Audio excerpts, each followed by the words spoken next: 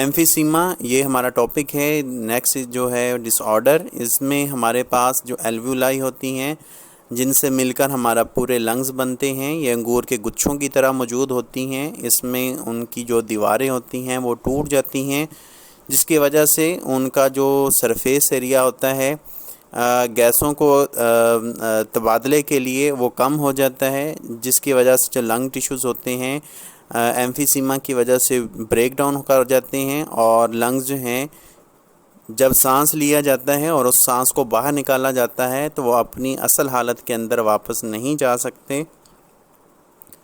تو اس وجہ سے جو ہوا ہوتی ہے وہ لنگز کے اندر ہی موجود رہتی ہے اور مکمل طور پر جو ہے وہ باہر نہیں جا سکتی۔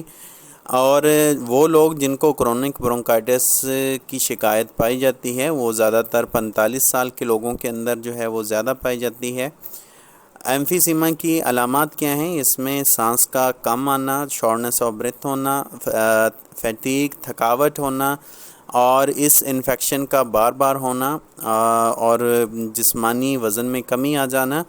اب اس کی ہمارے پاس سمٹمز آف ایمفیسیما جو ہیں وہ اپیئر جب ہوتی ہیں تو جو پیشنٹ ہوتا ہے، مریض ہوتا ہے، وہ اپنا زیادہ تر 50 سے 70% جو ہے اپنے لنگ ٹیشوز کو کھو دیتا ہے۔ تو آکسیجن کا جو لیول ہوتا ہے بلڈ کے اندر وہ کم ہونا شروع ہو جاتا ہے، اور بہت ساری کمپلیکیشنز کا، پیچیدگیوں کا اس مریض کو سامنا کرنا پڑتا ہے۔ نمونیا یہ بھی